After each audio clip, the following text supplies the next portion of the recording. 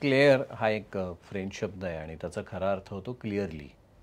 Clearly मग clear व्हॉयंट असं जर कोणी असेल तर व्हॉयंट इज व्हिजिबिलिटी, म्हणजे ज्याला क्लिअरली दिसतं तर ही एक सायकिक ॲबिलिटी असेल तर ह्याला क्लिअर व्हॉयंट असं म्हटलं जातं. क्लिअर ऑडियंट असेल तर ज्या व्यक्तीला क्लिअरली ऐकू येतं. गुगलवर जर आपण गेलो तर त्याची खरी व्याख्या अशी आहे की an ability to hear more than a normal perception. प्रत्येक मनुष्याला किंवा प्रत्येक प्राणीमात्राला मी म्हणतो स्वर आहेत.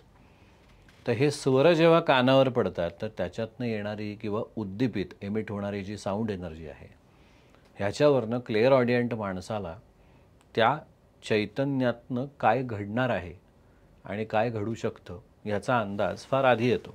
आणि माझ्या सबकॉन्शियसला त्याचं सबकॉन्शियस असं सांगतं की तुझ्यासमोर बसलेलं हे जे शरीर आहे ह्यांनी मागच्या 45 वर्षामध्ये ABCD असा प्रवास आत्तापर्यंत केलेला आहे, to which we called as past.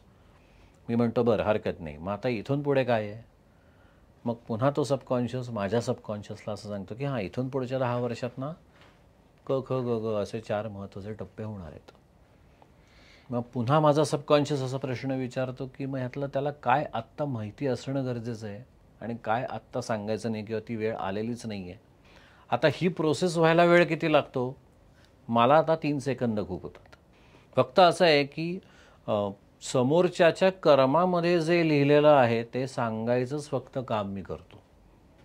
मी त्याला भविष्य सांगताना जे होणार आहे त्याची पूर्वतयारी कशा पद्धतीनं तू करायला हवी, जर ते सकारात्मक असेल तर, आणि नकारात्मक असेल तर त्याची पूर्वतयारी कशी पाहिजे एवढंच सांगायचं काम करतो मी.